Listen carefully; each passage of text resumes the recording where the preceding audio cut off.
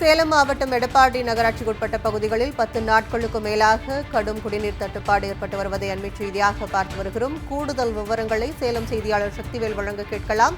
வணக்கம் சக்திவேல். பெண்கள் காலி குடங்களோட சாலை மறியல் போராட்டம் நடத்திட்டு இருக்கதை பார்த்துட்டு இருக்கோம். இது குறித்த கூடுதல் விவரங்கள் என்ன? வணக்கம் கற்பகம்.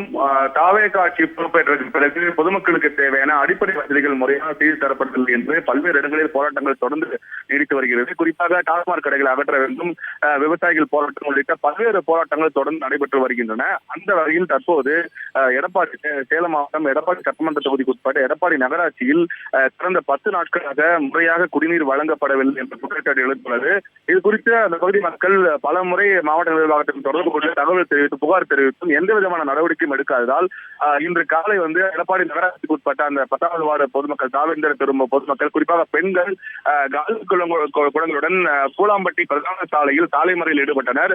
மறியலில் ஈடுபட்டு பல்வேறு கோஷங்கள் எழுப்பினர். குறிப்பாக கடந்த 10 நாட்களுக்கு மேலாக குடிநீர் விநியோகம் முறையாக இல்லை, அது மட்டும் இல்லாமல் அடிப்படை வசதிகள் எதுவும் செய்து தரப்படவில்லை என்ற குற்றச்சாட்டை முன்வைத்து சாலை மறியல் போராட்டத்தில் ஈடுபட்டனர். இதனால் பூலாம்பட்டி பிரதான சாலையில் போக்குவரத்து பாதிப்பு ஏற்பட்டது. இதனைத் தொடர்ந்து எடப்பாடி காவல்துறையினர் சம்பவ இடத்திற்கு விரைந்து வந்து இந்த மறியலில் ஈடுபட்ட பொதுமக்களிடம் சமாதான பேச்சுவார்த்தையில் ஈடுபட்டனர். இருந்த போதும் தங்களுக்கு குடிநீர் முறையாக வழங்கப்பட வேண்டும், கடந்த காலங்களில் வழங்கப்பட்டது போன்ற குறைந்தபட்சம் 5 நாட்களுக்கு ஒரு முறையாவது குடிநீர் வழங்கப்பட வேண்டும் என்ற கோரிக்கையை முன்வைத்து அவர்கள் மறியல் போராட்டத்தில் தொடர்ந்து ஈடுபட்டு வந்தனர்.